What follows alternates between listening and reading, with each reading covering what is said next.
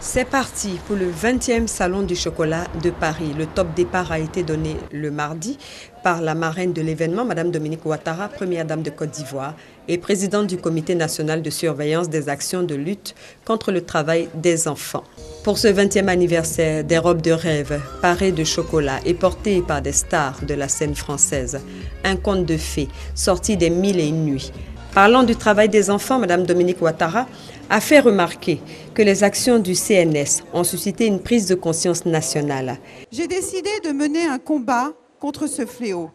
La lutte contre le travail des enfants est devenue la priorité numéro 1 de mes actions en qualité de première dame. Mon engagement est un engagement de cœur, mais également un engagement institutionnel, utile à notre pays, car la Côte d'Ivoire était montrée du doigt à cause de l'utilisation des enfants dans les plantations. Ainsi, le Comité national de surveillance et ses partenaires, notamment les agences du système des Nations unies, les organisations non gouvernementales, ainsi que les entreprises de la filière cacaoyère, ont fédéré leurs efforts pour éloigner les enfants des plantations. Nos actions ont suscité une prise de conscience nationale et les entreprises intervenant dans la filière du cacao et du chocolat ont décidé de nous soutenir en consentant d'importants investissements dans la construction et la réhabilitation d'écoles proches des grandes plantations de cacao, ainsi que la mise en œuvre de programmes spécifiques visant à l'accroissement des revenus des producteurs.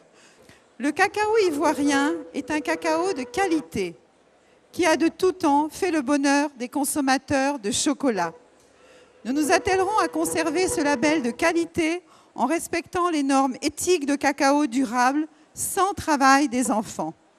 Fidèle à sa réputation de femme de cœur, la présidente de la Fondation Children of Africa a offert à l'association en mécénat chirurgie cardiaque, partenaire du Salon du chocolat, la somme de 20 000 €, soit 13 millions de francs CFA, en achetant 1000 calendriers, 20 € l'unité. Ce don permettra à cette organisation de donner de nouveaux cœurs à des enfants malades.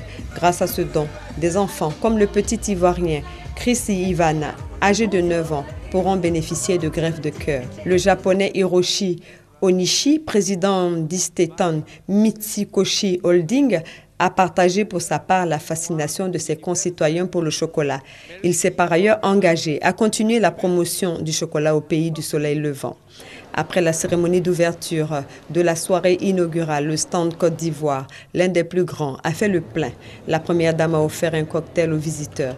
Signalons que la première dame de Côte d'Ivoire avait à ses côtés le ministre de l'Agriculture, Mamadou Sangafoa, et la directrice générale du Conseil Café Cacao, Massandié Touré, la représentation diplomatique et une forte présence de la communauté ivoirienne.